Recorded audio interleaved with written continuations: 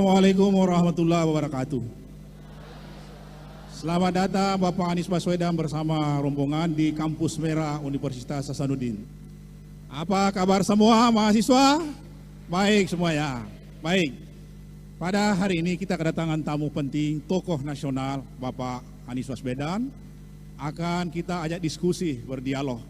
Dan kami akan juga turunkan dari Dewan Profesor dan dosen-dosen lainnya untuk bisa berembuk, untuk membedah, mengkaji, memperkaya gagasan-gagasan yang akan menjadi kebijakan publik di masa depan. Sebagai langkah pertama atau tahap pertama, kita beri kesempatan Bapak Anies Baswedan kurang lebih 15 menit memaparkan gagasan-gagasan besarnya. Untuk itu saya persilakan. Saya pakai itu aja dulu Pak ya.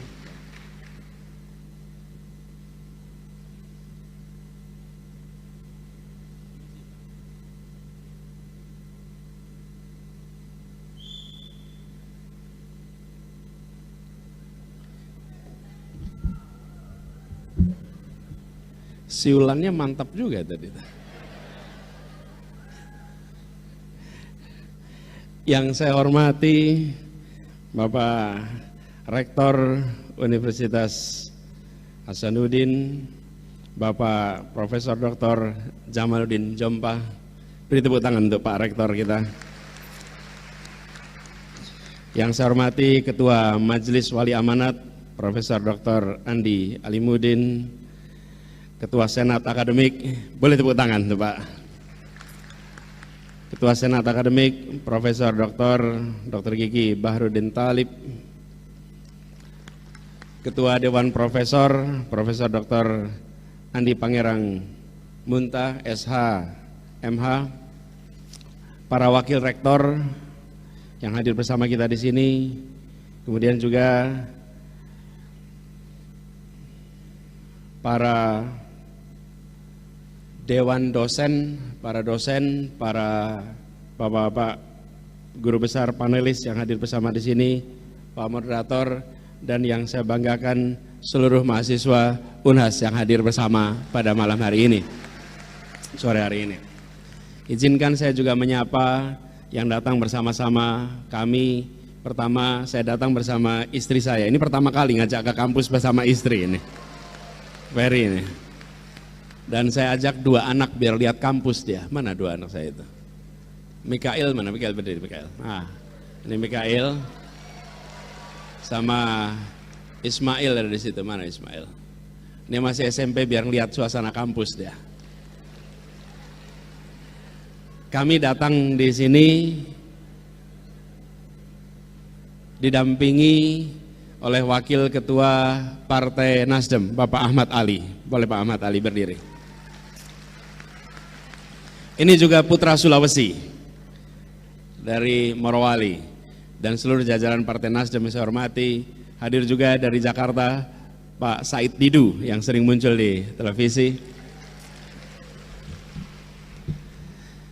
Dan siapa saja, saya rasa sudah cukup tersebut semuanya. Terima kasih atas kehadirannya. Assalamualaikum warahmatullahi wabarakatuh. Selamat sore, salam sejahtera untuk semuanya. Bersyukur sekali pada sore hari ini bisa tiba di UNHAS.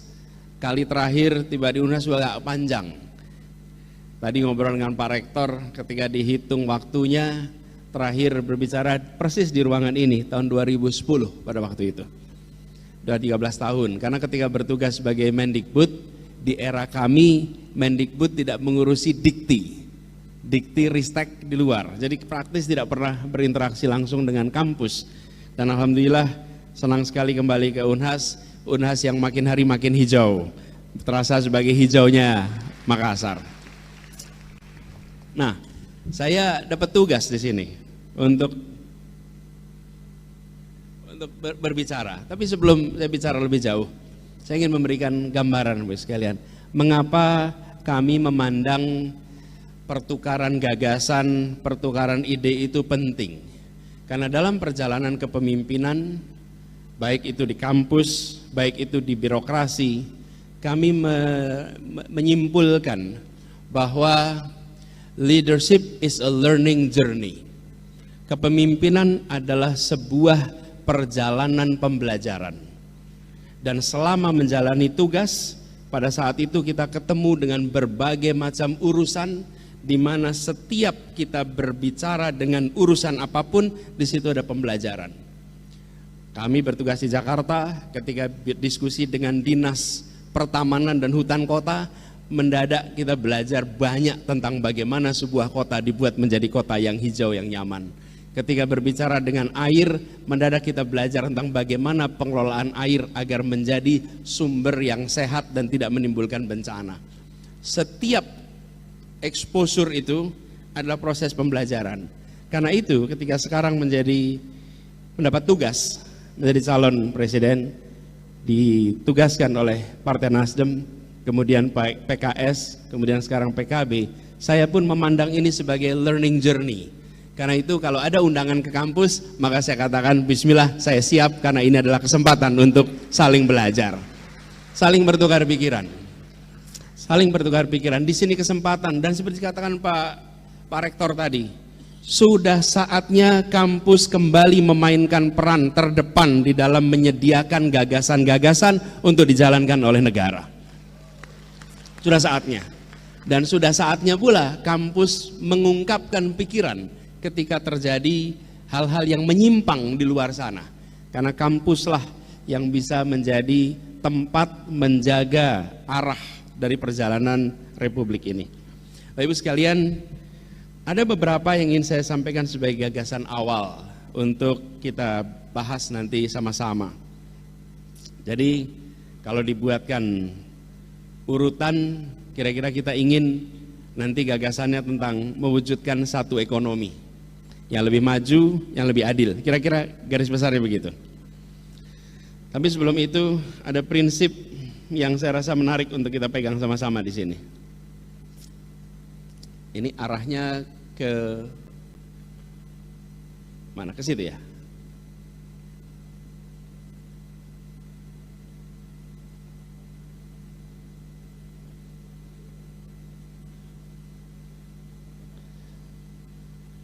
Siri Nepace, betul pengucapannya? Betul. Loh, kalau tidak dikoreksi lah. Apa artinya ini?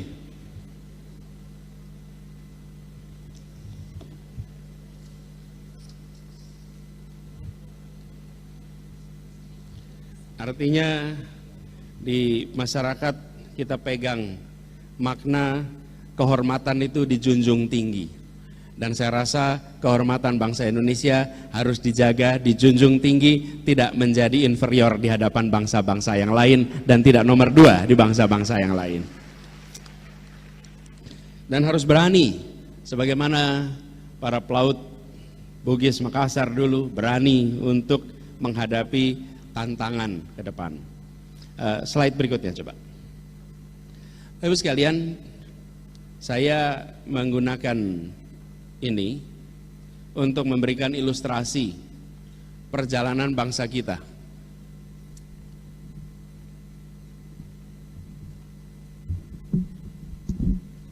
Perjalanan bangsa Indonesia, bahwa Indonesia melewati beberapa fase dan kita mau menuju yang keempat. Kalau Ibu perhatikan, di tahun 28 kita menyatakan satu bangsa dengan menyepakati satu bahasa bersama, bahasa Indonesia. Dan dengan adanya bahasa bersama itu, saya mau izin Mbak berada di depan sini. Dan dengan satu bahasa itu, maka kita di sini bisa berkomunikasi tanpa perlu penterjemah. Jangan dianggap enteng, karena ada ratusan bahasa. Dan bila kita tidak memiliki bahasa persatuan, maka belum tentu kita memiliki perasaan keindonesiaan sehebat hari ini. Dan ini adalah contoh yang dunia harus belajar dari Indonesia. Di sini kita mampu untuk menyepakati. Uni Eropa, ada mahasiswa HI nggak di sini? Uni Eropa, ada berapa negara Uni Eropa?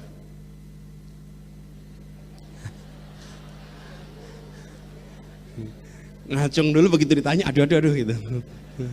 Berapa? Ada berapa negara di Uni Eropa? Ayo, kalau mau cepat Google aja. Berapa? 27. Ada bahasa persatuannya apa? Apa bahasa persatuan Uni Eropa? Bahasa apa? Inggris. Inggris sudah Brexit. Udah keluar dari Uni Eropa. Apa bahasa persatuan Uni Eropa? Ada. Harus ada. Bahasa persatuannya ada 23 bahasa. Oke? Dan itu artinya apa? Kalau bangsa-bangsa Uni Eropa berkumpul, mereka udah satu negara nih. Maka hadirin semuanya menggunakan headphone dan di belakang sana ada penterjemah 23 bahasa. Semua dokumen yang diputuskan diterjemahkan dalam 23 bahasa. Mereka tidak berhasil menyepakati satu bahasa persatuan dan mereka harus belajar dari sebuah negeri yang di ujung tenggara Asia namanya Indonesia. Dan ini saya sering sampaikan, kalau tidak punya bahasa persatuan, jangan harap punya angkatan bersenjata yang kuat.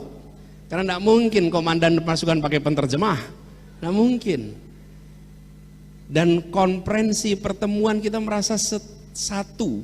Bahkan di Indonesia, Bapak Ibu perhatikan, sering tidak terjadi konflik antar suku, antar etnis, bahkan berdarah sekalipun. Tapi yang menarik, pihak yang berkonflik duduk di meja perundingan dan mereka tidak memerlukan penterjemah untuk merundingkan kepentingannya. Itu Indonesia. Jangan anggap enteng menjadi satu itu. Nah, inilah satu pertama. Satu yang kedua, kita satu negara, proklamasi 45 menjadi satu negara. Tapi belum negara kesatuan. Baru tahun 50 kita menyebutnya jadi negara kesatuan. Karena itu kita sebutnya NKRI. Jadi kalau hari ini ada yang bilang NKRI harga mati, ingat-ingat peristiwa Mosi Integral Natsir tahun 50. Tanpa Mosi Integral Natsir, kita tidak akan menyebut kita dengan nama NKRI. Karena Republik Indonesia hanya di sekitar Jogja. Presidennya Soekarno. RIS presidennya Mr. As'ad. Pada waktu itu. Indonesia hanya kecil, Republik Indonesia. Bagian dari Republik Indonesia Serikat yang presiden namanya Mr. As'ad. Lalu kita sudah satu negara kesatuan, tapi belum satu tanah air. Karena air kita masih belum milik Indonesia. Airnya masih perairan internasional. Laut Jawa perairan internasional, Laut Arafura perairan internasional, Selat Sulawesi perairan internasional. Itu bukan wilayah Indonesia. Yang disebut Indonesia hanya tanahnya. Tahun 57 deklarasi Juanda. Dan deklarasi Juanda mengatakan bahwa seluruh wilayah menjadi satu kesatuan. Perjuangannya 25 tahun. Baru tahun 82 diakui oleh dunia, UNCLOS, United Nations Convention of Law of the Sea. Sesudah itu baru Indonesia menjadi satu kesatuan, tanah dan air. Kita sudah melewati 4-1, satu bangsa, satu negara, satu kesatuan, satu teritori. Nah sekarang kita masuk satu yang kelima.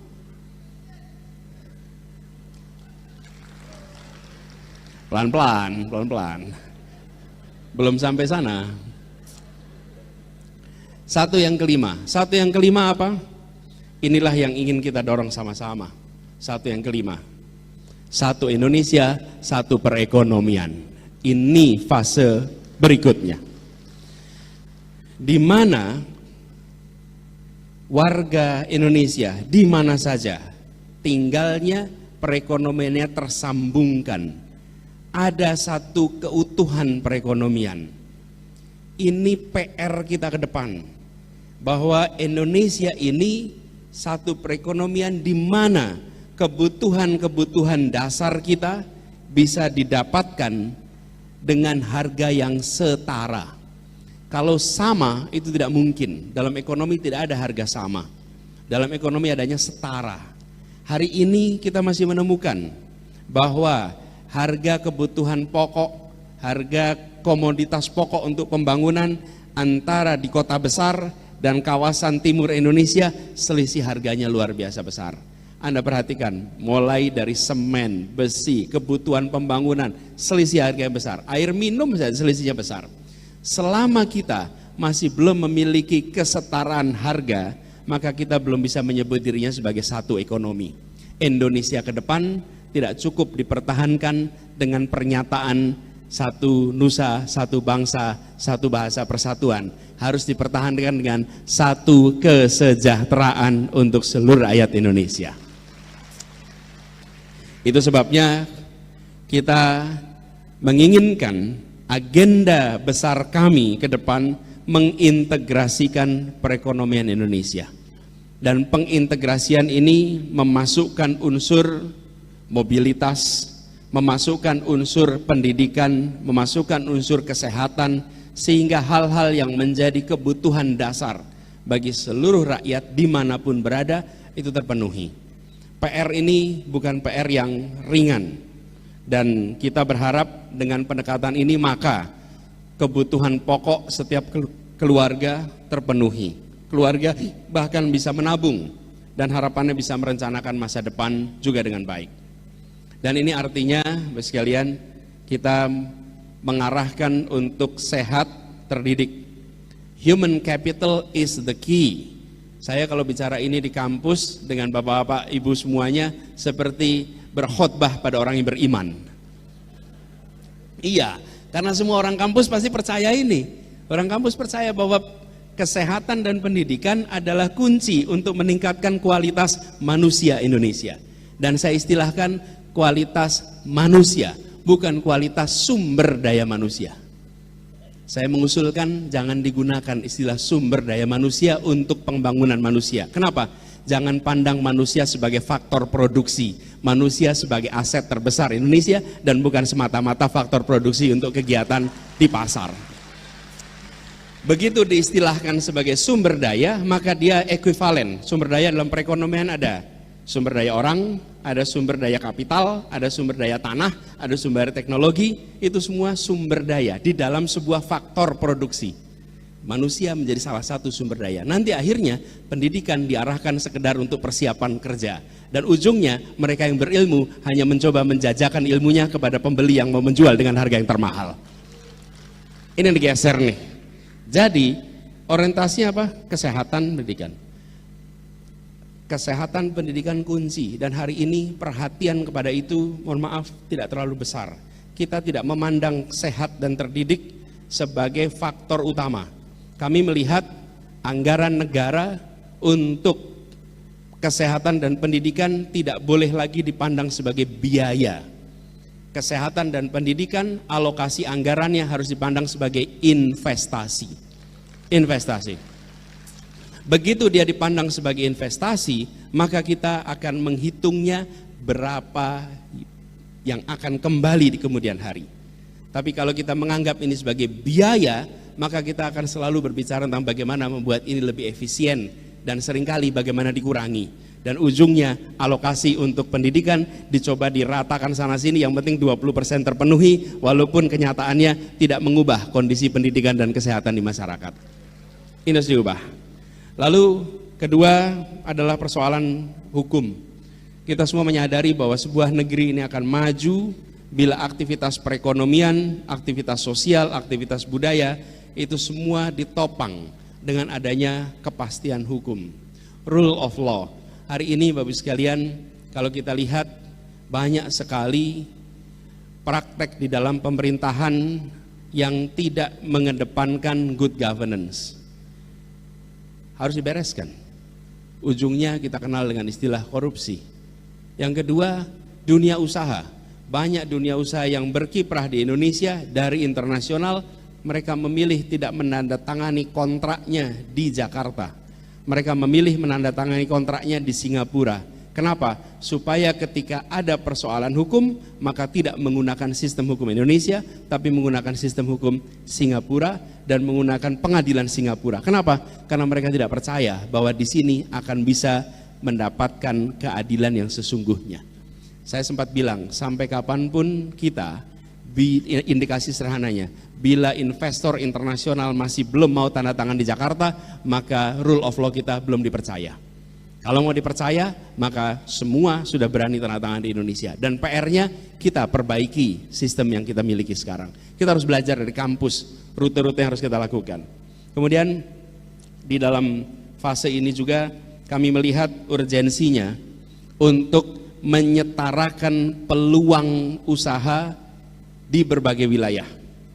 Ketika kita bicara mendapatkan pekerjaan, jangan sampai mendapatkan pekerjaan itu hanya di Jawa, hanya di Makassar, di kota-kota besar, tapi justru kita harus dorong khususnya pelaku ekonomi mikro, kecil untuk tumbuh di berbagai wilayah, memanfaatkan konektivitas sehingga lapangan pekerjaan akan muncul.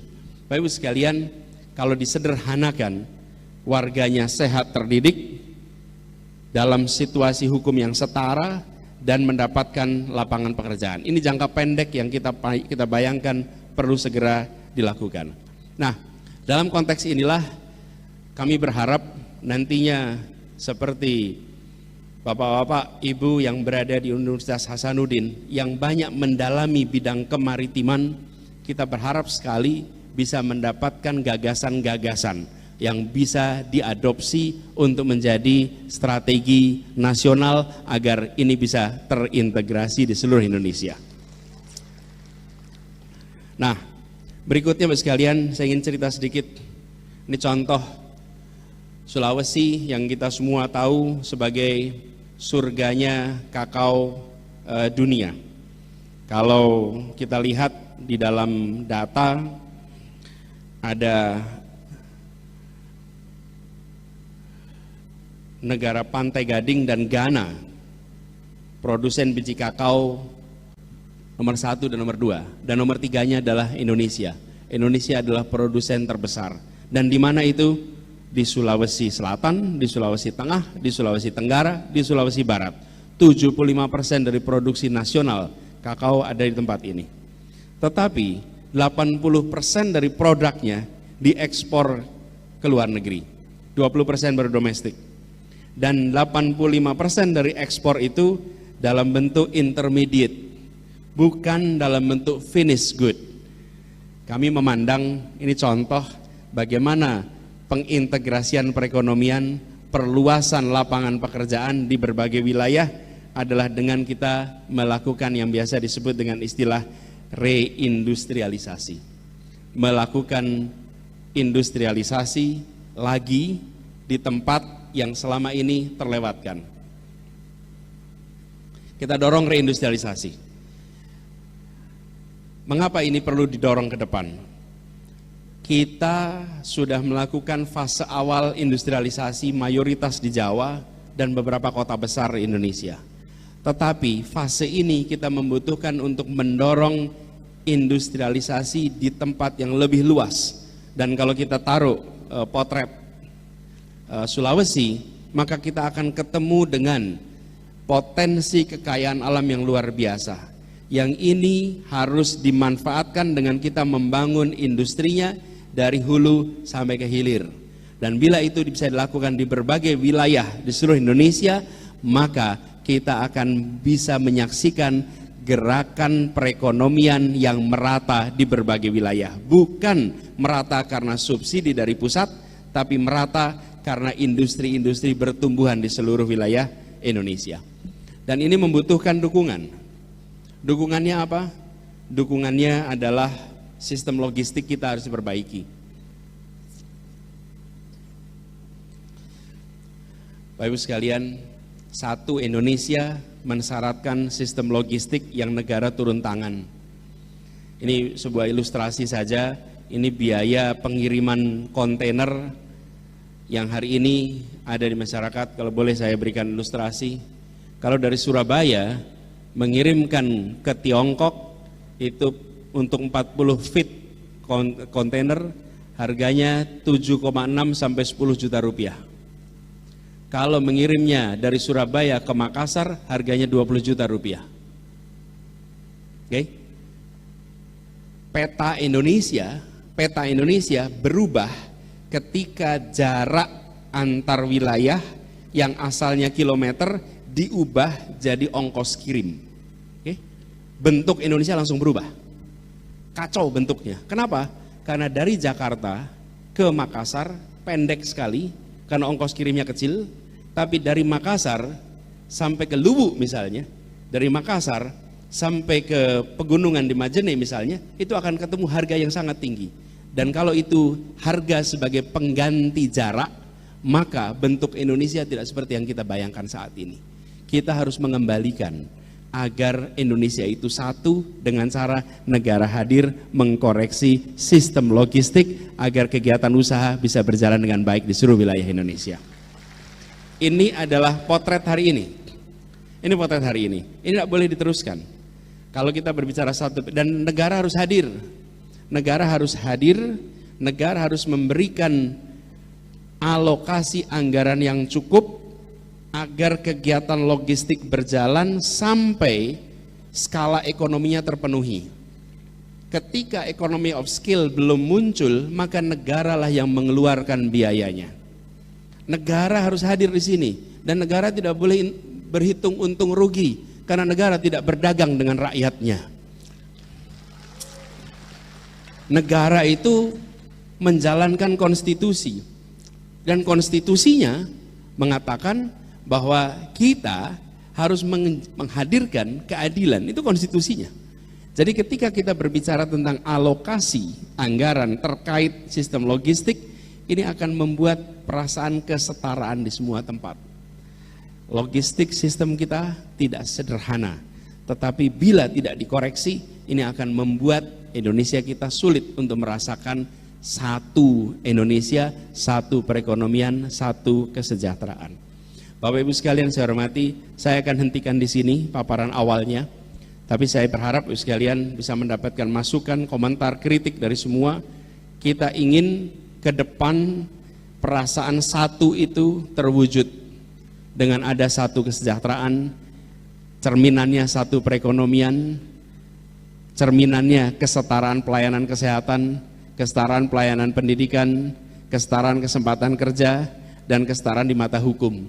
Ketika itu semua terjadi, maka kami berharap setiap keluarga bisa mengatakan, syukur alhamdulillah untung jadi warga Indonesia.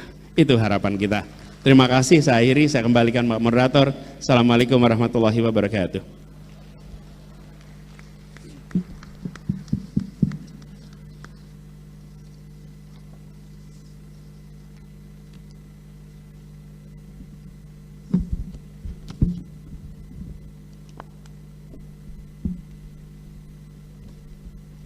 Ya, terima kasih Bapak Anies Baswedan sudah memaparkan secara global pandangan-pandangan besarnya. Dan selanjutnya untuk membuka pertanyaan, tadi disinggung sekitar masalah anggaran. Seperti kita ketahui bahwa dana penelitian, ya, Pak Anies ini pernah menjadi rektor di Universitas Paramadina, pernah Menteri Pendidikan dan Kebudayaan, dan pernah menjadi gubernur. Dan tentu masalah-masalah penelitian mereka tahu banyak. Dan setelah kita melihat data yang ada di Indonesia, itu dibandingkan dengan negara-negara tetangga maupun negara-negara maju itu, dana penelitian atau R&D kita dihubungkan dengan PRD, ya, dengan PDB kita itu di bawah rata-rata. Sementara penelitian itu terkait dengan masalah-masalah inovasi. Orang tidak bisa menemukan hal-hal baru, tidak bisa melakukan inovasi-inovasi kalau tidak ada penelitian yang bagus, terutama penganggaran. Nah, ada data bahwa keunggulan suatu bangsa itu pertama 45% karena inovasi. Kemudian di bawahnya itu ada 25% karena kolaborasi. Kemudian faktor IT itu ada 20%. Kemudian faktor sumber daya itu hanya 10%. Makanya kita tidak maju-maju karena kita andalannya hanya sumber daya. Tidak ditunjang dengan inovasi, kolaborasi maupun IT. Oleh karena itulah kita barangkali melihat di sini perbandingan Indonesia. Malah kalau 2020 itu kita punya dana penelitian R&D-nya adalah 0,31. Tetapi memasuki tahun 2022 itu turun menjadi 0,24. Ini jauh sekali ya dibanding dengan negara-negara lain. Misalnya Amerika itu 2,7%, kemudian Cina 2,1%, Jepang 3,1%, Jerman 2,9%, Korea Selatan malah 4,2%. Ya, kemudian Thailand itu 0,39%. Nah, pertanyaannya adalah kira-kira jika nanti dirahmati oleh Allah Pak Anies Baswedan menjadi presiden? Kira-kira berapa persentase R&D ini dikaitkan dengan PDB?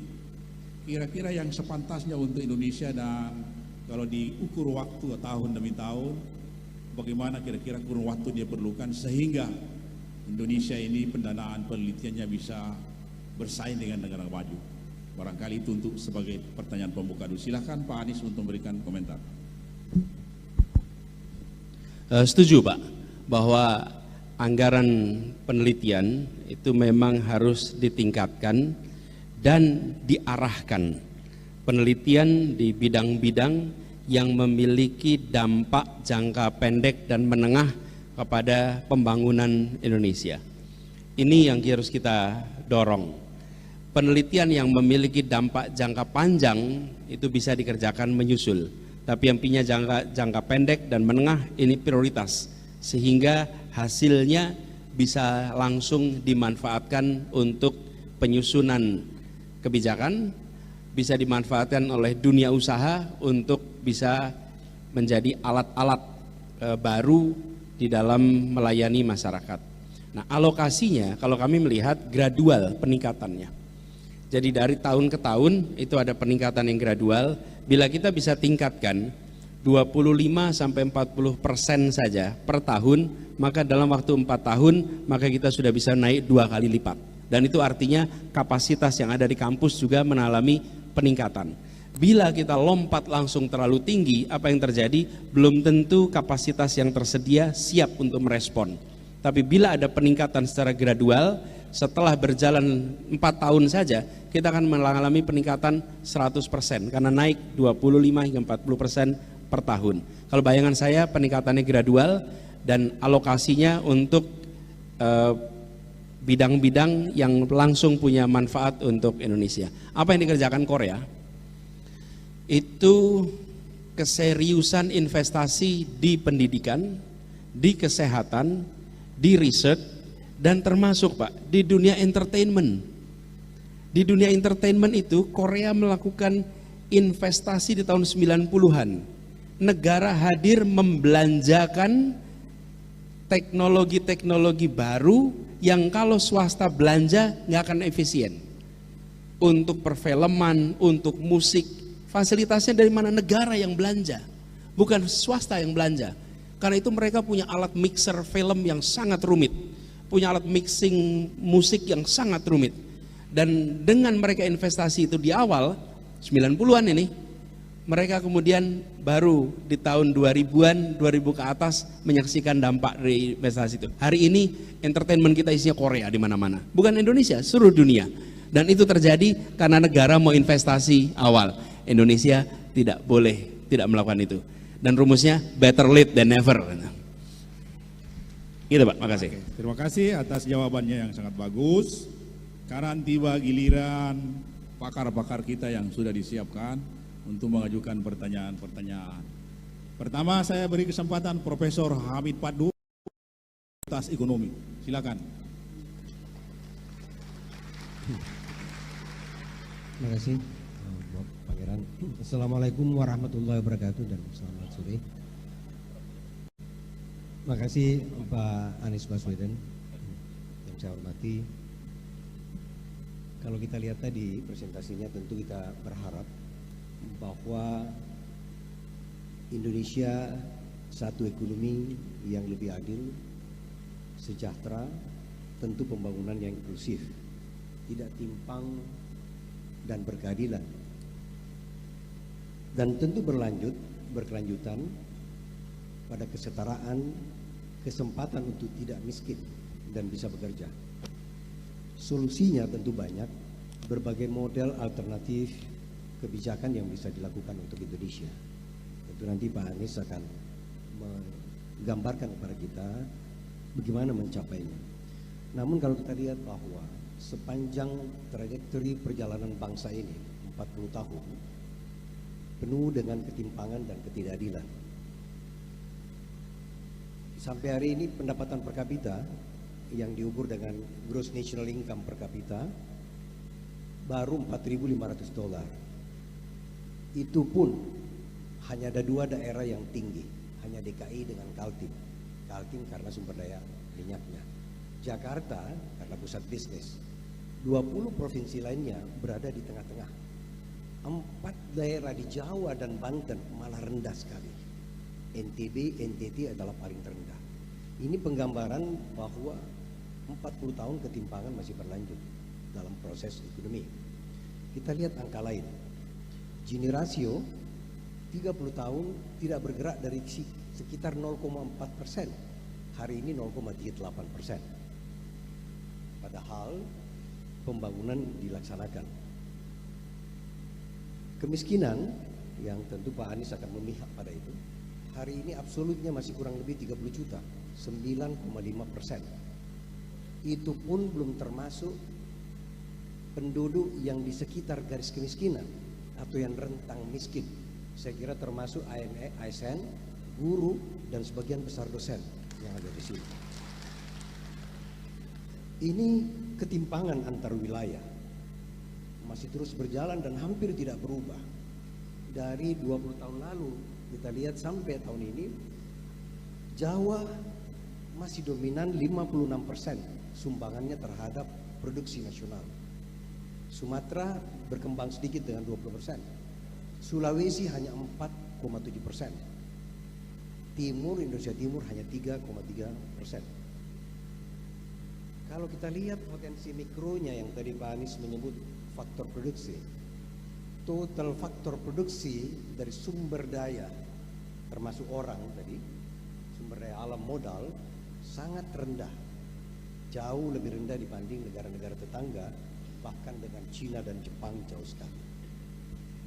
Lantas untuk menyelesaikan ekonomi yang timpang dan kurang berkeadilan ini, dan untuk memberi kesempatan partisipasi pembangunan yang equal, saya ulang, pembangunan yang equal, dan kalau kita ingin mencapai target di 2045, katakanlah sepakat untuk 23.000 US dollar, maka tentu diperlukan satu, pertumbuhan ekonomi yang sangat-sangat tinggi.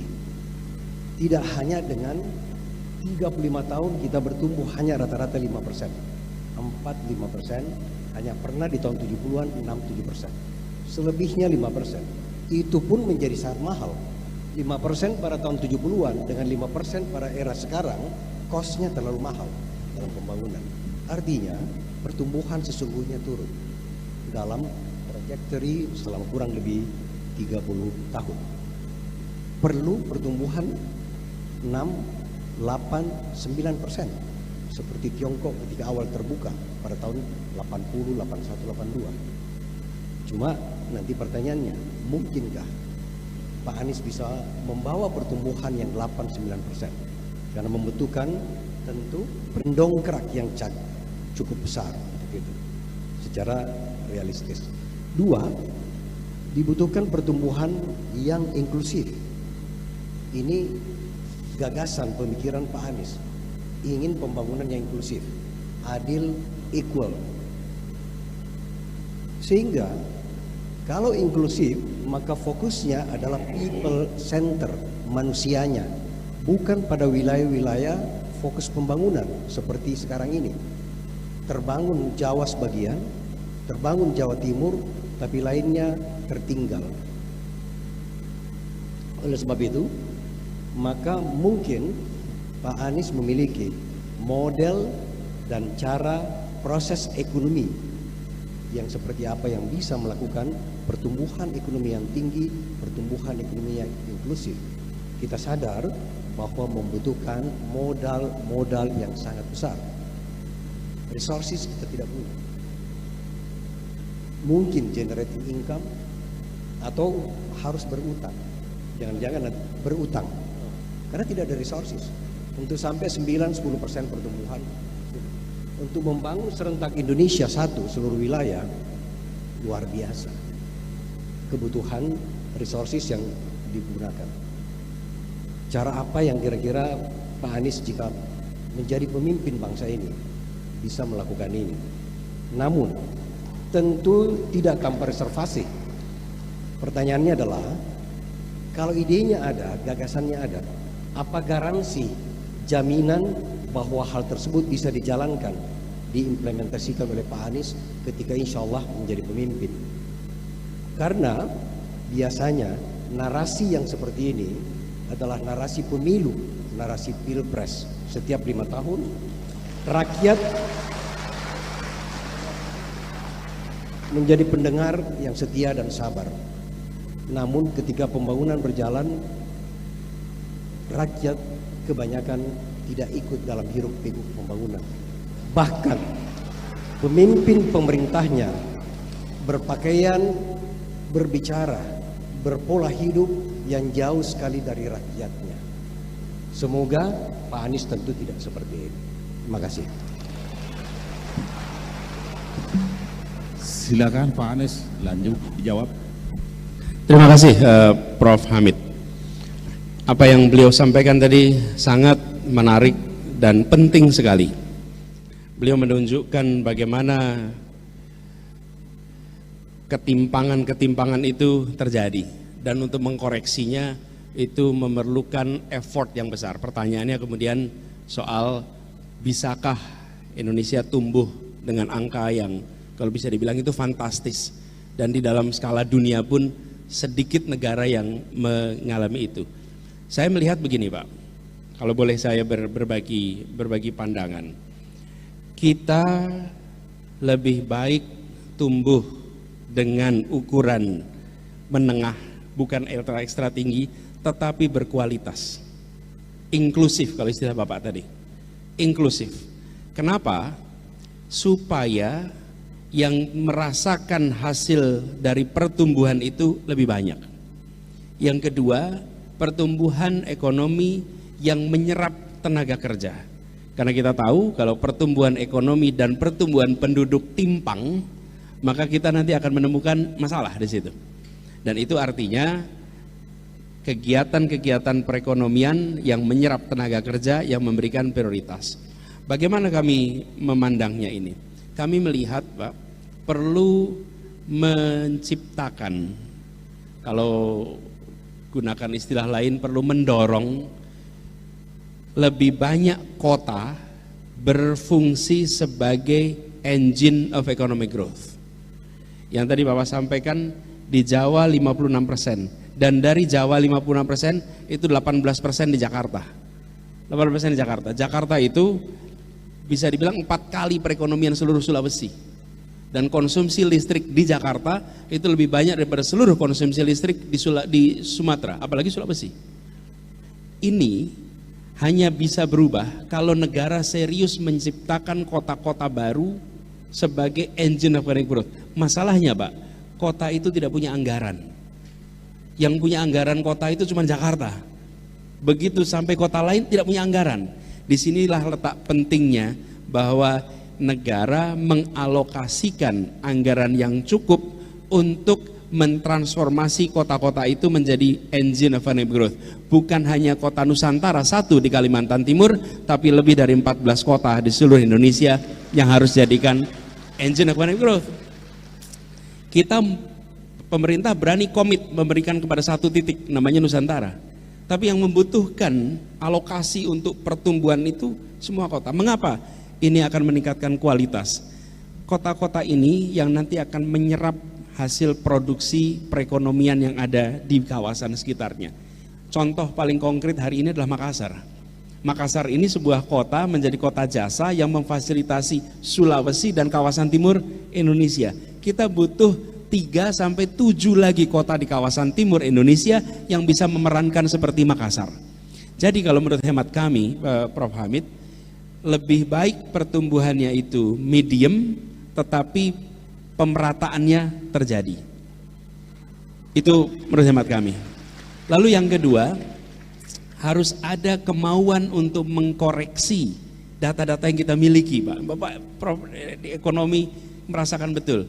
Yang kita sebut sebagai Gini rasio kita itu membandingkan pengeluaran, Pak.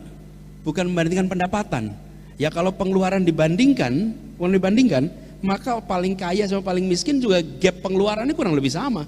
Tapi kalau kita membandingkan pemasukan, maka kita akan menyaksikan negeri ini sesungguhnya jauh lebih timpang daripada Gini rasio yang sekarang kita miliki.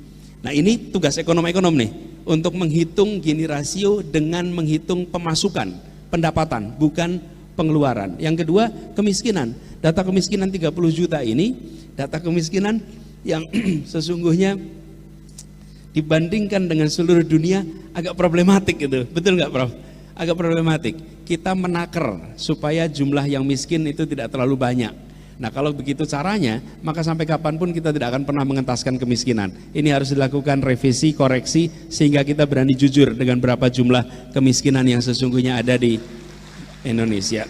Jadi, Prof, singkatnya itu. Lalu ada satu hal terakhir aja. Sektor pertanian membutuhkan keseriusan reform dan pertumbuhan. Di sektor pertanian ini, menurut kami kita bisa meraih pertumbuhan ekonomi yang sangat tinggi. Sektoral, bukan keseluruhan. Tapi kalau sektor pertanian perkebunan ini bisa tumbuh, maka dampaknya akan besar pada perekonomian. Itu jawaban kami dan mudah-mudahan nanti bisa dapat feedback lebih jauh lagi dari Prof. Hamid. Terima kasih. Ya, mari kita beri tepuk tangan dulu sebelum lanjut ke pakar berikutnya. Kita akan tiba lagi ke panelis atau penanya berikutnya dari bidang kesehatan. Beliau adalah Profesor Dr. Sukri Baluturi, Dekan Fakultas Kesehatan Masyarakat. Silakan.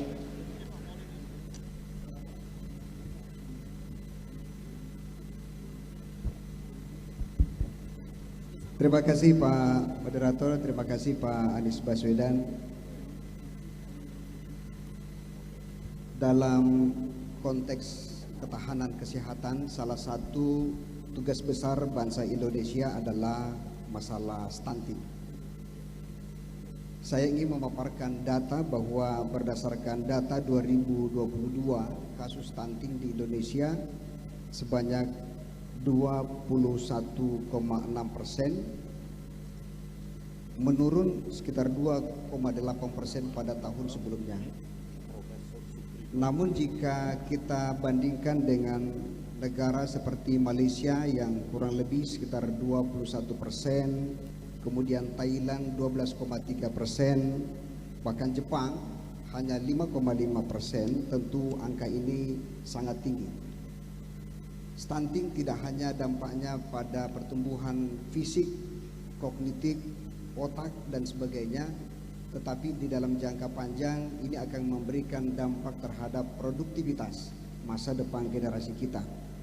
Sayangnya dari sisi disparitas, kasus ini juga sebagian besar terjadi di wilayah-wilayah Indonesia bagian timur seperti NTT, kemudian Maluku, Maluku Utara, Sulawesi Tenggara dan Sulawesi Tengah.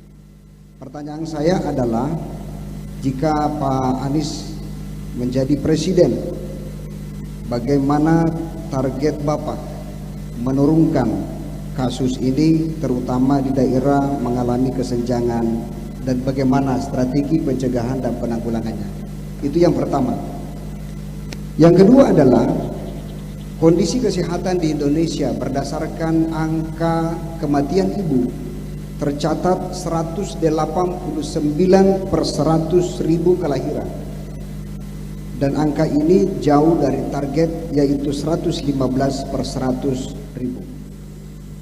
Kalau kita lihat Indonesia yang mengalami double burden of disease, Indonesia hari ini tercatat sebagai negara yang memiliki kasus tuberkulosis tertinggi 2 di dunia, setelah China dan India dan kemudian Indonesia, kemudian China. Kemudian kasus tertinggi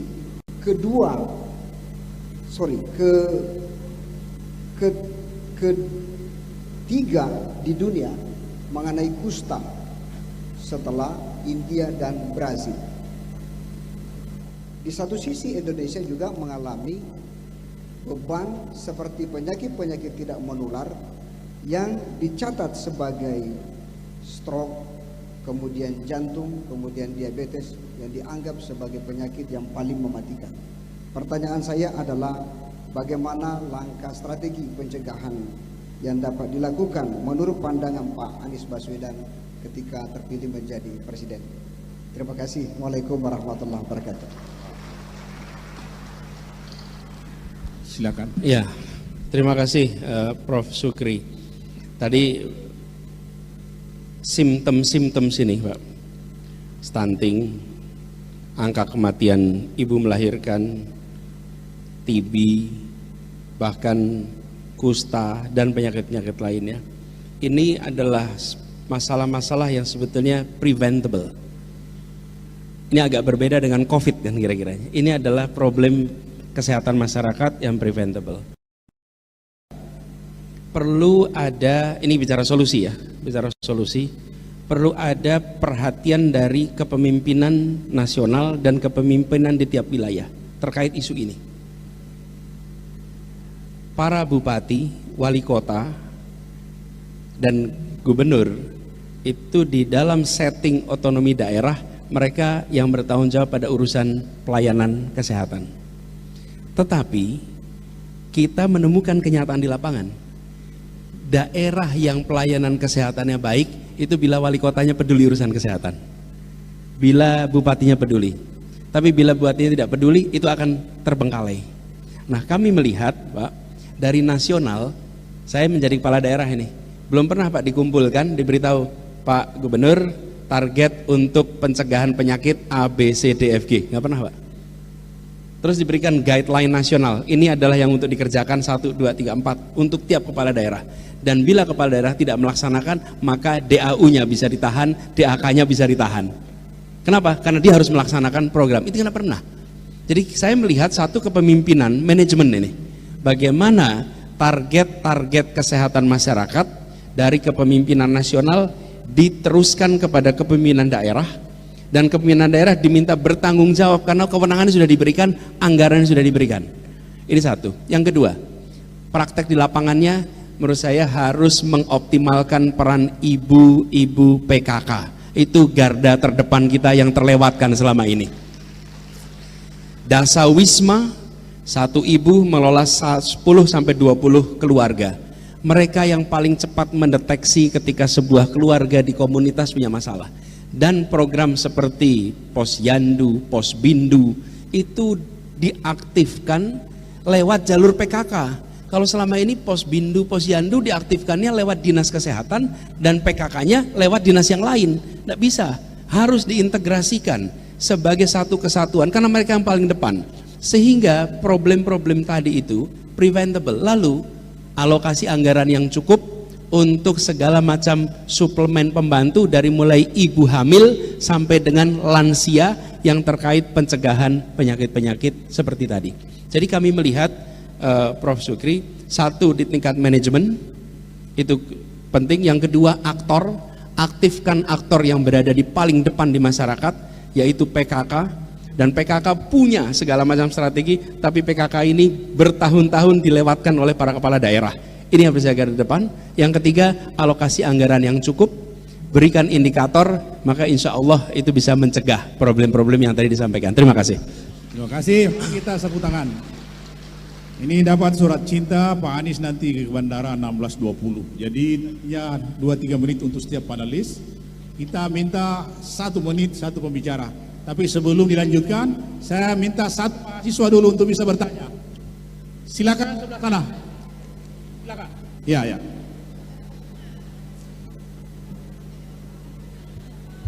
Ya, silakan diambil mic-nya.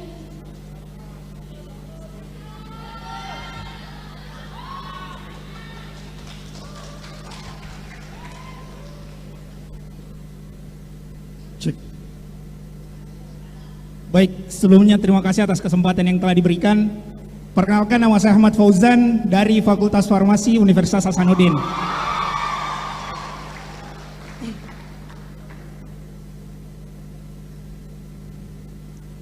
Dari awal pendeklarasian Anda sebagai calon Presiden Republik Indonesia, sudah banyak drama dan intrik yang terjadi. Misalnya saja pada 2017 lalu, Anda hadir sebagai antitesis dari incumbent waktu itu, yaitu Bapak Basuki Cahayapurnama dan Jarod Saiful Hidayat.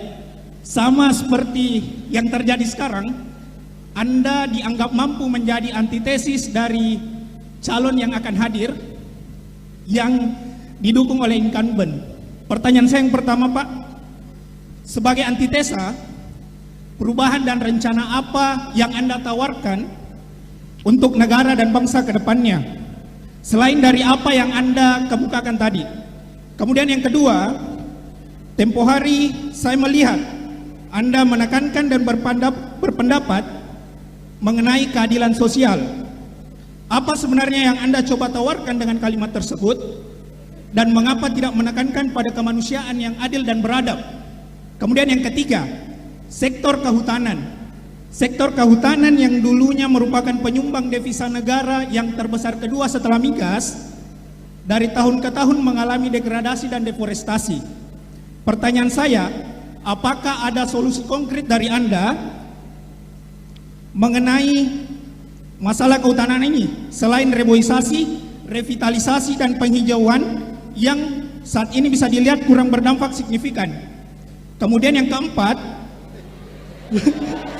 Cukup ya. Cukup. Ya. baik, terima kasih atas kesempatannya. Assalamualaikum warahmatullahi wabarakatuh. Waalaikumsalam. Silakan Pak Anies dijawab. Ya, Bung Fauzan, terima kasih atas pertanyaan Anda. Kalau boleh saya sampaikan, yang mau ditawarkan bukan antitesa, karena ini kita bukan dalam rangka antitesa kepada siapapun yang ada sebelumnya. Jadi kami melihat, cara pandang kami lihatnya begini, Pak.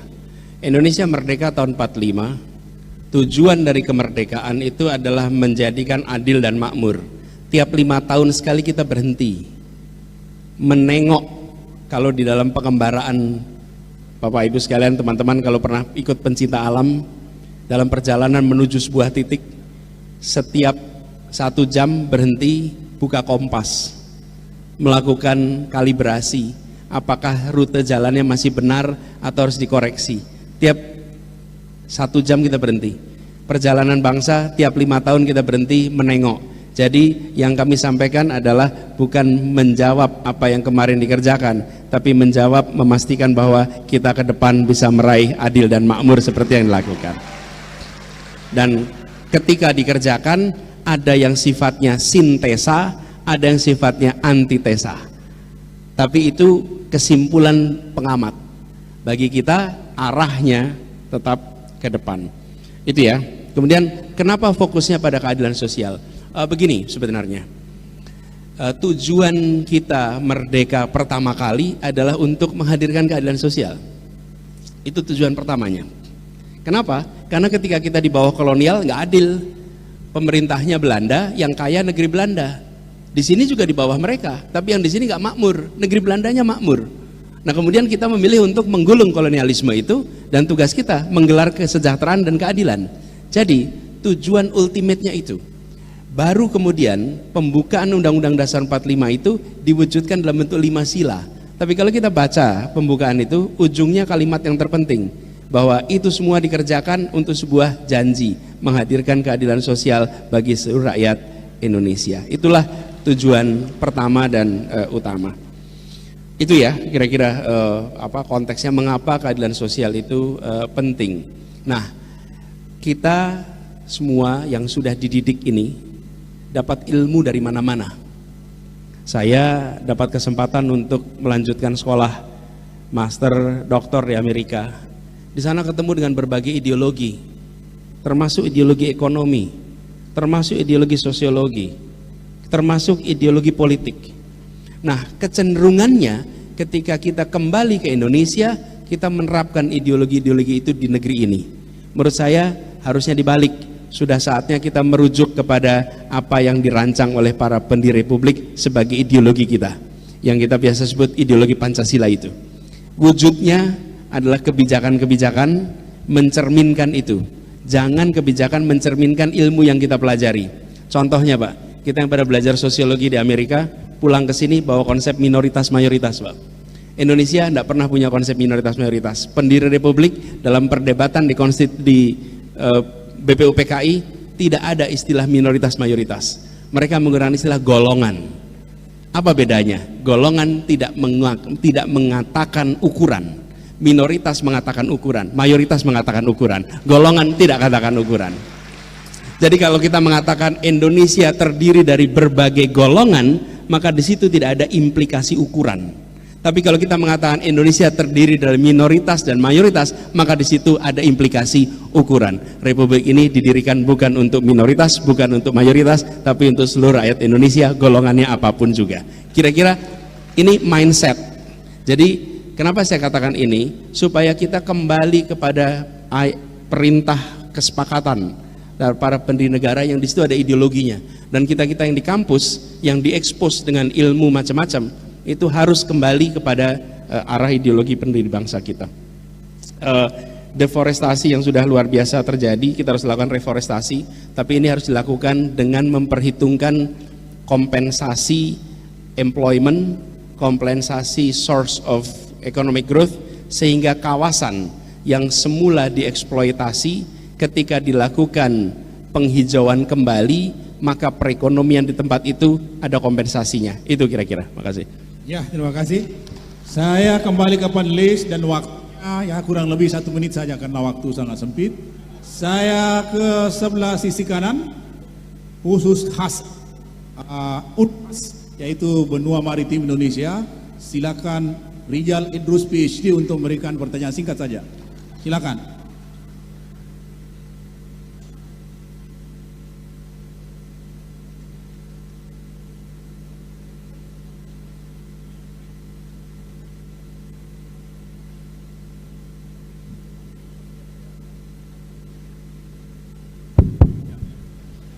Ya baik, terima kasih. Assalamualaikum warahmatullahi wabarakatuh. Yang saya hormati Pak Anies dan para hadirin yang saya muliakan. Bicara tentang kemaritiman, saat ini sayangnya berarti kita bicara tentang hal-hal paradoksikal atau ironi. Nah, ironi tentang ketidakmampuan kita mengelola kekayaan alam, ironi tentang ketidakadilan yang berakar pada kesenjangan pembangunan, seperti yang sudah pernah disampaikan oleh Pak Anies tadi dan juga di beberapa kesempatan. Kita misalnya bicara tentang kemiskinan nelayan, nelayan yang justru miskin di tengah kekayaan sumber daya alam, padahal kita dikaruniai keanekaragaman hayati yang sangat tinggi, tapi pada saat yang sama disinilah lokasinya ekosistem laut yang paling terancam di dunia. Indonesia dinobatkan sebagai negara kedua paling kotor lautnya. Kita adalah bangsa yang suka mengotori laut, sayangnya. Nah, ekspor kita dari produk perikanan memang nomor 2 setelah Cina. Tapi itu dari segi beratnya, tonasenya, volumenya.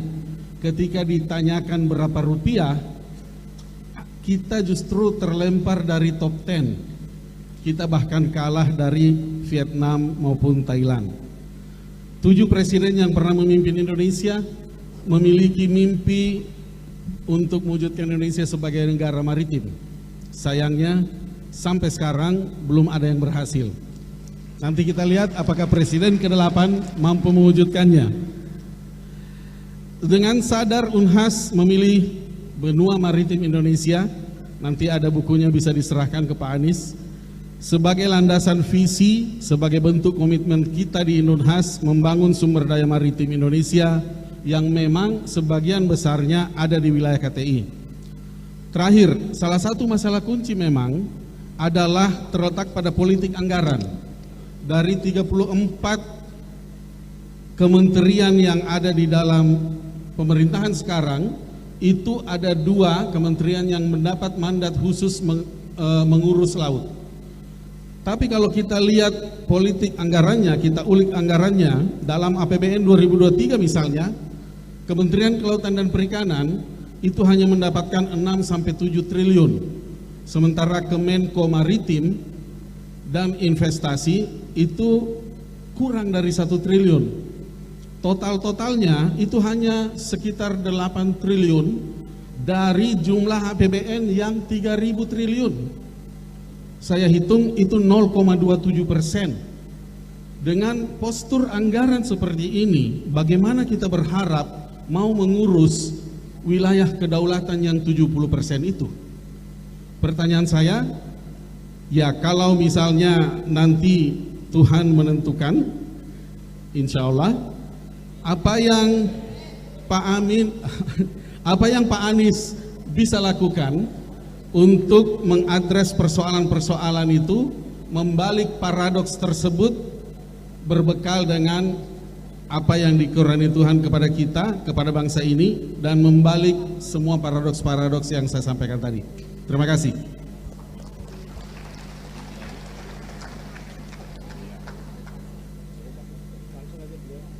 Oke, sesuai permintaan Pak Anies, 1 menit.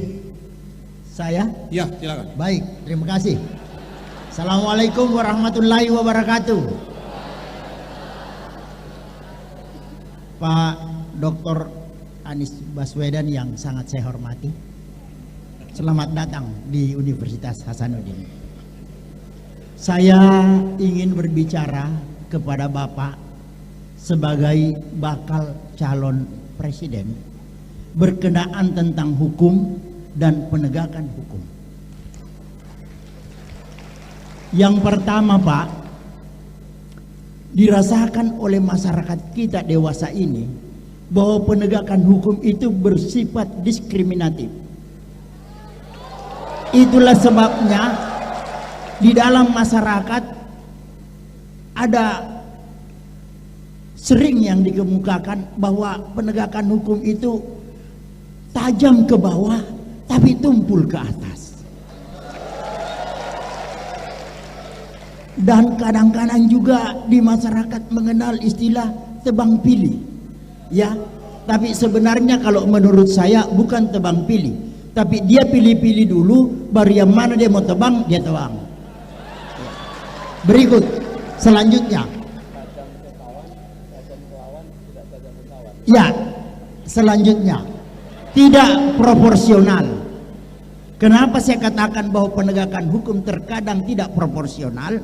Karena seringkali penegakan hukum itu hanya dengan maksud mencari-cari kesalahan. Padahal sebenarnya, sejatinya tidak ada kesalahan. Yang terakhir, substansi hukum yang dilahirkan itu dikeluhkan masyarakat. Oleh karena produk hukum itu tidak berpihak kepada masyarakat kecil. Oke, ya. Pertanyaan saya kepada Bapak Anies Baswedan yang sangat saya hormati, jikalau Allah menakdirkan Bapak menjadi kepala negara, menjadi presiden, kiranya hal-hal apa yang Bapak akan lakukan untuk agar hal-hal yang saya sebutkan tadi tidak terjadi di tengah-tengah masyarakat?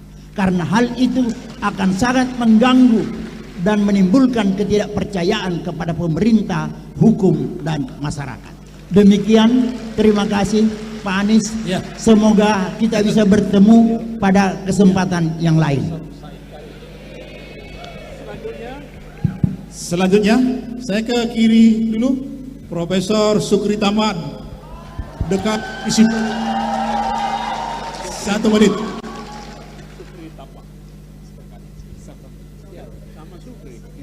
Sukri. Baik, bismillahirrahmanirrahim. Assalamualaikum warahmatullahi wabarakatuh. Selamat sore, salam sejahtera untuk kita semua. Terima kasih Pak Moderator. Mohon izin Bapak dan Ibu, teman-teman mahasiswa. Pak Anies, tadi Pak Anies mengatakan satu ekonomi, ya. Tapi Pak Anies tadi belum menyatakan secara lebih jelas bagaimana satu itu. Sementara tadi di awal presentasi Pak Anies kan keberhasilannya Jakarta, gitu ya. Hampir semua Jakarta yang diperlihatkan tadi ya di video itu. Nah, apakah kemudian sementara Jakarta itu berbeda dengan Indonesia pada keseluruhannya? Itu yang pertama. Yang kedua, kalau kemudian Allah menakdirkan Pak Anies insya Allah menjadi presiden, ada yang akan Bapak urus adalah ada 17.000 pulau, 38 provinsi, 416 kabupaten, 98 kota.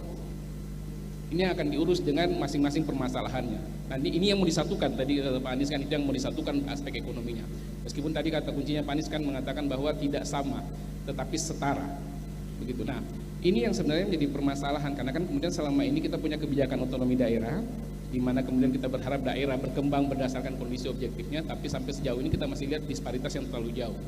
Jadi itu saya kira menjadi salah satu tantangan saya dan sekaligus pertanyaan saya, apa yang kemudian akan menjadi kebijakan Pak Anies dalam konteks pengembangan otonomi daerah dan membawa masyarakat masuk ke dalam sistem satu ekonomi. Yang kedua, pertanyaan saya Pak Anies, saya mohon maaf, ini kondisi di daerah itu rata-rata kepala daerah itu kan ada kaitannya dengan partai politik. Itu rata-rata ada kaitan partai politik. Kita tahu susunan partai politik strukturnya kan sangat horizontal, sangat vertikal, ya dari atas ke bawah. Dan kemudian nanti Pak Anies, insya Allah kalau kemudian Tuhan menakdirkan Pak Anies akan menjadi presiden, Pak Anies akan dikelilingi orang-orang partai politik. Insya Allah, ya entah bagaimanapun nanti komposisi kabinetnya, misalnya berapa persen itu kan urusan Pak Anies nanti kalau jadi presiden misalnya. Nah, bagaimana kemudian Pak Anies akan memastikan bahwa urusan otonomi daerah yang sebagian besar dikelola oleh anggota-anggota partai sebagai kepala daerah atau punya afiliasi partai betul-betul akan jalan dalam kerangka itu, bukan kemudian menjadi perpanjangan tangan dari para politisi yang ada di pusat ke daerah. Itu mungkin Pak Anies. Terima kasih banyak. Ya, selanjutnya Profesor Adi Maulana, 1 menit juga. Terima kasih Pak Moderator, Pak Anies yang saya hormati. Karena ini terakhir kita ngomongnya santai-santai aja, walaupun juga cuannya besar ini. Jadi saya nanti akan lebih banyak bertanya tentang pengelolaan sumber daya alam. Tadi dalam presentase Pak Anies sudah menayangkan tentang potensi Sulawesi, terutama potensi nikel. Nikel Indonesia menjadi produsen nomor 1 di dunia. Kita punya potensi sebanyak 20 miliar ton. Dan itu menjadikan Indonesia menjadi penyuplai nikel hampir 50% sekarang. Nah, pertanyaan saya, tentu Pak Anies tahu ada yang disebut dengan natural resources curse, kutukan sumber daya mineral. Gitu. Jadi suatu negara yang mempunyai kekayaan sumber daya mineral, tetapi dia tidak secara ekonomi tidak sejahtera begitu. Nah, berarti kalau kita melihat sekarang kondisinya di Indonesia, 40% dari wilayah-wilayah yang notabene kaya dengan tambang-tambang nikel tadi itu justru dia kesejahteraannya itu sangat-sangat bawah sekali. Indeks pembangunan manusianya 20% dari wilayah-wilayah tersebut itu sangat rendah begitu. Nah, pertanyaan saya, bagaimana strategi Pak Anies ke depan begitu? Supaya apa? Supaya pengelolaan sumber daya alam ini bisa lebih berkeadilan dan berkelanjutan seperti itu. Itu yang pertama. Yang kedua, Pak Anies juga tentu tahu apa yang disebut dengan natural resources sovereignty atau kedaulatan pengelolaan sumber daya mineral. Nah, one nation, kadang-kadang satu misi negara dalam konteks pengelolaan sumber daya alam ini menjadi ancaman bagi negara atau kawasan lainnya. Bagi contoh hilirisasi nikel, kita habis-habisan dilawan oleh Uni Eropa, kita juga tidak diterima oleh Amerika dan lain sebagainya gitu.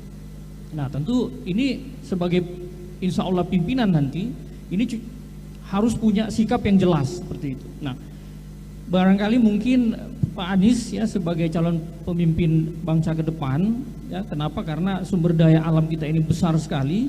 Nah, bagaimana sikapnya untuk masalah dua hal yang besar ini? Paling tidak nantinya ke depan kita berharap kekayaan sumber daya mineral di Indonesia ini bisa dirasakan oleh seluruh lapisan masyarakat.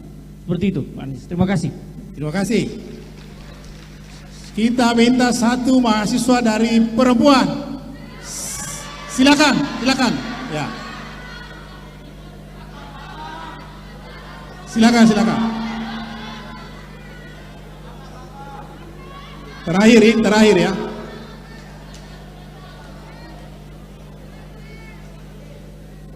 Aduh. Cepat, Mike.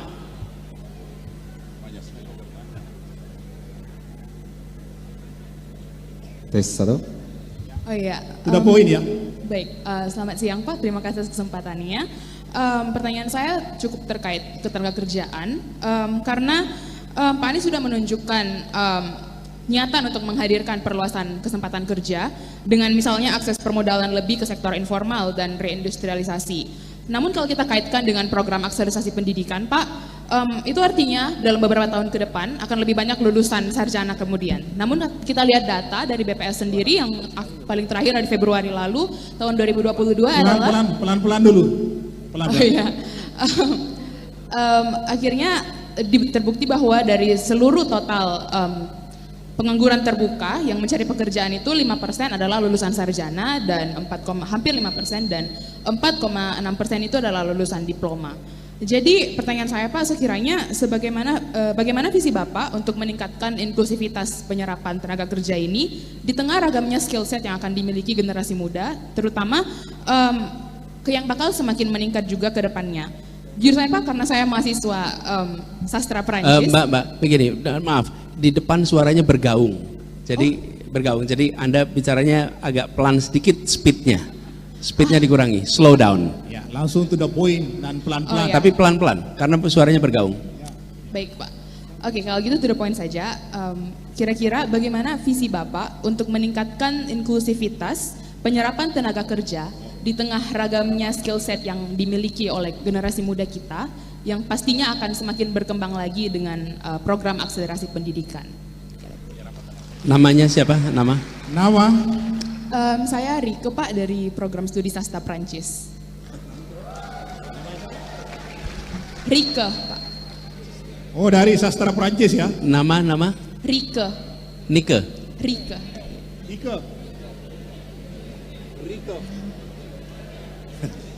Oke, kita persilakan Pak Anies untuk memberikan jawaban.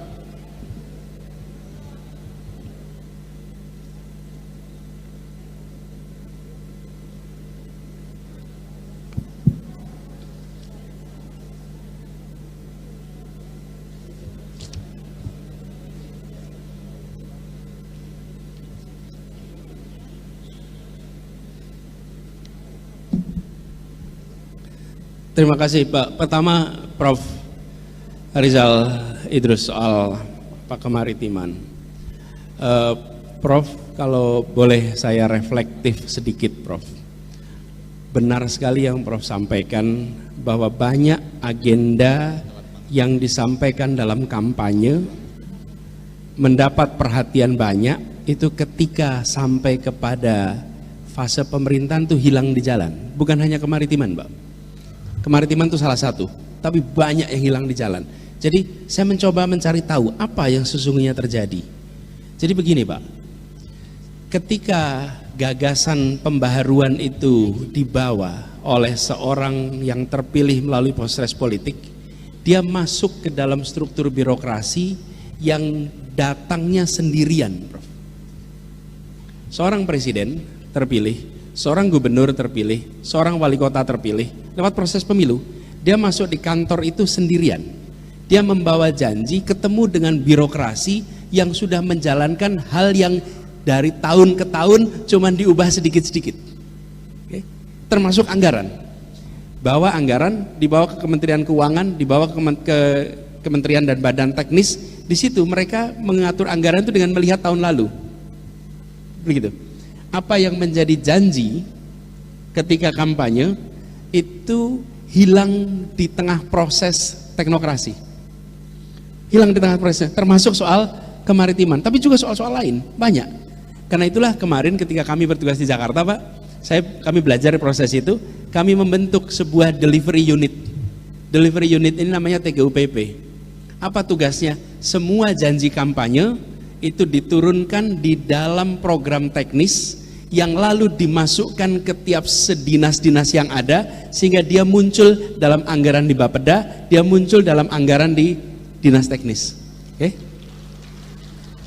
23 janji diterjemahkan menjadi 150 program, dan 150 program itu diterjemahkan dalam ratusan kegiatan. Ini prosesnya teknokratik 100%. Lalu dikendalikan pelaksanaannya. Dikendalikan dengan cara apa? Ada KPI untuk pelaksanaan tiap-tiap program sesuai dengan janji yang dibuat. KPI ini diawasi oleh kantor gubernur, sehingga setiap dinas harus melaksanakan yang menjadi janji gubernur. Dan apa yang terjadi? Janji itu kemudian delivered, janji itu kemudian terlaksana, dan janji itu tercermin dalam anggaran. Dan ketika itu dilakukan, setiap pihak yang bertanggung jawab untuk mengeksekusi, mereka diberikan insentif dan disinsentif. Kalau di Jakarta yang kita lakukan, Nanti saya jelaskan mengapa ini saya sebutnya selalu Jakarta. Bila programnya tidak terlaksana, maka tunjangan kinerja daerahnya ditahan 5%. Bila bulan berikutnya tidak terlaksana, masih ditahan 5%. Bila kemudian terlaksana, maka bulan pertama dikembalikan. Bila terlaksana. Bila tidak terlaksana 3 bulan, maka yang bulan pertama hilang. Bukan satu orang atasannya, seluruh jajarannya. Dan apa yang terjadi? Semua program yang dituliskan sebagai terjemahan janji harus terlaksana di lapangan, karena kalau tidak seluruh jajaran tidak mendapatkan tunjangan kinerja. Bukan gaji, tunjangan kinerja. Karena tunjangan kinerja disambungkan dengan kinerja. Kinerja disambungkan dengan janji gubernur. Janji gubernur diterjemahkan dalam bentuk program dan kegiatan. Nah, jadi yang missing dalam proses ini adalah begini, sistem birokrasi kita ada career track dan tidak ada political appointee. Di dalam demokrasi ada elected official, ada teknokrat, dan di antara itu namanya political appointee. Nah, political appointee itu missing, Pak, di kita. Sehingga lost in translation, exactly. Lost in translation. Dan itu begitu banyak program, hal-hal yang mendasar. Nah, kami menyaksikan wali kota, bupati, gubernur, termasuk presiden mengalami yang sama. Dia sampai di kantor, seluruh jajaran punya pandangan yang seperti pandangan pemerintahan sebelumnya. Nah, itu sebabnya dibuat delivery unit. Nah, ini saya melihat sebagai solusi. Mudah-mudahan nanti, Pak, gagasan, kalau boleh kami dapat gagasan kemaritimannya, kemudian itu bisa diwujudkan dalam bentuk janji, dalam bentuk program, dalam bentuk kegiatan yang dikendalikan. Nah, Prof. Sukri, saya menyebutkan Jakarta, bukan Jakartanya, tapi metode berpikirnya. Itu yang saya tawarkan. Metode berpikirnya apa? Bagaimana kita melihat masalah, dan bagaimana kita menyelesaikan masalah dengan menggunakan metode yang seperti dikerjakan di kampus, scientific process, sehingga proses teknokratik itu bisa terlaksana. Nah, Jakarta tentu berbeda dengan daerah lain, tapi juga ketika bicara Makassar, bicara Surabaya, bicara Banda Aceh, masing-masing berbeda. Tapi metode untuk bisa menyelesaikan masalah itu yang bisa diadopsi. Jadi saya menjawab kalau pertanyaan Pak Prof. Rizal, sekaligus sampaikan Pak Sukri tadi tentang pendekatan, Pak. Dan kalau pendekatan ini tepat, maka kita bisa melakukan ekstrapolasi, bisa dikerjakan di banyak tempat yang lain bila metodenya tepat. Nah, kami dalam mengambil keputusan ada 4 urutannya, Pak. 1, prinsip kesetaraan dan keadilan, itu prinsip nomor 1. Yang kedua, public interest, di mana letak public interest dalam keputusan itu. 3, data, akal sehat, scientific approach. 4, undang-undang, regulasi, dan semua peraturan yang ada. Urutannya dibuat begitu, tidak dibalik. Karena kalau dibalik kita menuntut pada aturan nomor 1, maka banyak aturan yang tidak secara saintifik masuk akal. Kita ketemu dengan aturan yang secara keadilan tidak terpenuhi, aturan yang bicara kepentingan umum tidak terpenuhi. Ini dibalik. Dan dengan pendekatan yang dibalik itu kita bisa membuat kebijakan-kebijakan yang sifatnya terobosan. Nah, ini erat kaitannya dengan yang disampaikan Prof. Sukri tadi, bagaimana menghadapi partai-partai politik. Saya menggunakan pengalaman di Jakarta, Pak. Pada waktu itu saya gubernur, bukan anggota partai politik manapun, dan sampai sekarang bukan anggota partai politik manapun. Kami melihat ketika berkomunikasi dengan partai politik, membawa argumen teknokratik itu powerful ketika disampaikan juga ke publik, sehingga menjadi wacana di publik dan publik yang membantu untuk bernegosiasi dengan partai-partai politik. Nah, ada satu hal yang menurut kami harus dibereskan, pembiayaan politik. Hari ini pembiayaan politik itu tidak ada yang mau menyentuh, Pak. Dalam kenyataannya menjalankan universitas, ini Pak Rektor tahu persis, ongkosnya jelas. Tenaga adminnya, listriknya, airnya itu ada. Kita saat ini menganggap partai politik yang ada biayanya kita tutup mata. Kita nggak mau peduli bagaimana mereka harus menutup biayanya. Menurut kami sudah harus ada reform di situ sehingga partai politik bisa beroperasi dengan sehat dan tidak menugaskan wali kota, bupati, gubernur, anggota DPR untuk melakukan fundraising lewat APBD dan APBN. Oke? Nah, mereka semua dapat tugas. Kenapa? Karena partainya harus dibiayai.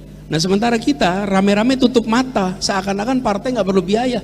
Nggak bisa. Partai itu harus bayar listrik, harus bayar telepon, bayar staff, bayar air. Itu fakta. Nah, selama pembiayaan ini tidak dipikirkan dengan serius, dan political financing, party financing is nothing new. Di semua negara demokrasi pasti ada pengaturan itu. Nah, kita harus masuk wilayah itu, Pak, untuk menyelesaikan problem bagaimana daerah itu, kepala-kepala daerah dikendalikan oleh istilah Bapak tadi dari pusat. Lalu Pak Prof. Said Karim, soal hukum, Bapak bercerita tentang ada pihak yang selalu dicari-cari kesalahannya. Rasanya saya punya contoh banyak tuh Pak soal itu, Pak. saya tahu Pak yang begitu-begitu tuh Pak. Jadi rasanya memang bukan rasanya, ini memang harus dikoreksi. Dan dimulai dari mana? Harus ada arah kepemimpinan. Arah kepemimpinan memberikan tegas ke bawah seluruhnya value apa yang dipegang. Saya berikan ilustrasi, Pak. Kalau Anda memimpin 10 orang, maka setiap orang Anda berikan tugas. Si A tugasnya ini, si B tugasnya ini, si C tugasnya ini. Kalau Anda memimpin 10 orang. Kalau Anda memimpin 200 orang, maka Anda berikan struktur organisasi, SOP, dan target. Lalu 200 orang itu bisa bekerja. Tapi kalau Anda memimpin 200.000 orang, apalagi memimpin 270.000 orang, maka Anda tidak bisa kasih tugas setiap orang. Anda tidak bisa sekedar struktur organisasi. Anda harus membuat tata nilai yang diikuti oleh semua pemimpin-pemimpin yang ada di dalamnya. Mereka mengikuti tata nilai. Selama kepemimpinan tidak menegaskan nilainya, maka yang ada di bawah akan jalan sendiri-sendiri dengan kepentingannya masing-masing. Ini harus dikembalikan di Republik ini. Nilai ini, pegang. Dan kalau nilai itu dipegang, maka ke bawah itu menurun. Saya tidak punya contoh pengalaman polisi, kejaksaan, pengadilan, karena saya tidak punya jurisdiksi itu. Tapi saya punya jurisdiksi Satpol PP. Dan Satpol PP di Jakarta dulu dikenal dengan Satpol PP yang tega. Betul tidak? Tega. Tega untuk melakukan penegakan hukum. Lalu saya kumpulkan Pak Satpol PP ini. Kenapa kalian ini justru menjadi alat bagi mereka yang kaya? Kenyataannya nih, mereka yang makmur terbantu kan, terjaga, tapi mereka yang di bawah itu tidak. Dan ditegaskan bahwa tugas Anda menegakkan peraturan dan memberikan rasa tenang kepada mereka yang di bawah. Dan ketika proses rekrutmen mencari pimpinan Satpol PP, ketemu petugas potensial, dipilih jadi kepala Satpol PP, yang dipilih adalah seorang yang dulu ayahnya adalah pedagang buah di Jakarta, yang masa kecilnya menyaksikan ayahnya dikejar-kejar oleh terantip. Oke. Anda sekarang kepala Satpol PP, Anda rasakan dulu ketika masih kecil bagaimana ayah Anda dikejar-kejar oleh petugas Satpol PP. Sekarang nilai yang Anda harus berikan adalah cari jalan keluar agar yang kecil tetap bisa hidup tanpa harus disingkirkan dan ditutup mata pencahariannya. Oke? Begini. Observasi. Kalau yang makmur melanggar biasanya karena keserakahan. Oke? Tapi kalau yang miskin melanggar biasanya karena kebutuhan. Beda sekali solusinya. Yang melanggar karena keserakahan, hukumannya adalah hukuman yang menjerakan. Itu cara mencegahnya, hukuman menjerakan. Tapi kalau mereka yang di bawah melanggar, itu karena kebutuhan. Harus diselesaikan kebutuhannya, mereka akan berhenti melanggar. Pendekatannya kira-kira begitu. Saya sudah harus jalan ini. Prof. Adi, terkait pertanyaan terakhir terkait dengan daerah pertambangan yang justru, iya Pak, di Sulawesi kita banyak nih contoh pertumbuhan ekonominya tinggi, tapi kan kenyataan deh salah satu yang tertinggi di Indonesia, tetapi ya di Sulawesi Tengah salah satu yang tertinggi di Indonesia, tapi angka penganggurannya tinggi, angka kemiskinannya tinggi. menurut saya salah satu cara paling praktis adalah mengharuskan seluruh perusahaan-perusahaan yang beroperasi itu kantor pusatnya di dekat lokasi operasinya. Pindahkan. Semuanya di Jakarta kantornya, Pak. Dan ketika kantor di Jakarta, seluruh transaksi itu dihitungnya di Jakarta. Penyerapan tenaga kerja untuk pendukungnya di Jakarta. Harus ada dorongan untuk mereka beroperasi di wilayahnya. Yang kedua, dalam merekrutmen tenaga kerja, betul-betul harus memprioritaskan tenaga kerja di sekitar wilayah operasi daripada tenaga kerja yang dari luar. Ada kendalanya. Apa kendalanya? Kompetensi yang tidak sesuai. Nah, kompetensi yang tidak sesuai itu bisa ditingkatkan dalam jangka pendek merekrut dari luar daerah, tetapi diiringi dengan pendidikan vokasi yang dilakukan juga oleh perusahaan-perusahaan yang beroperasi di sana, sehingga kemudian pada waktunya mereka akan turnover bergantian. Kalau ini tidak dikerjakan, sampai kapanpun daerah itu tenaganya tidak akan terampil. Ini salah satu contohnya. Kemudian kedaulatan berhadapan dengan internasional. Menurut saya kita harus berani mengungkapkan apa yang menjadi kepentingan nasional kita di hadapan dunia internasional. Sampaikan apa adanya. Kenapa sampaikan apa adanya? Kita ajak mereka berpikir seperti kita. Bila Anda di posisi saya harus mengelola 270 juta penduduk dengan kekayaan seperti ini, adilkah bila pembagiannya seperti ini? Adilkah bila tidak adil, it will not be sustainable. Sustainable agreement itu pasti berbasiskan kepada kesetaraan dan keadilan. Nah, kami melihat Indonesia harus kembali asertif di dunia internasional, tidak membebek, tidak mengikuti, tapi menunjukkan kami punya sikap dan kami artikulasikan sikap itu dalam bahasa diplomasi yang dipahami oleh internasional. Menurut saya itu bisa sekali dilakukan. Sekarang soal hilirisasi kita sudah melakukan itu. Soal hilirisasi kita berhadapan dengan internasional dan pemerintah steady, teguh di dalam pendekatannya. Diplomasinya harus dikerjakan untuk menghadapi tantangan global. Tapi saya melihat di sektor-sektor lain sebenarnya banyak yang kita bisa kerjakan. Ada sektor tekstil misalnya yang padat tenaga kerja, ada sektor produksi sepatu dan lain-lain yang padat tenaga kerja, yang kita sering berhadapan dengan dunia internasional yang punya kepentingan berbeda. Juga seperti kelapa sawit, kita juga punya tantangan global yang cukup besar.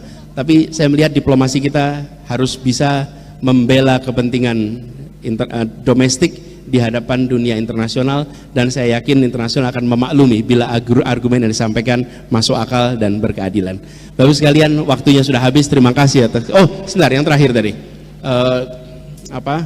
Rike, soal bagaimana membuat inklusif ya lapangan pekerjaan yang lebih inklusif.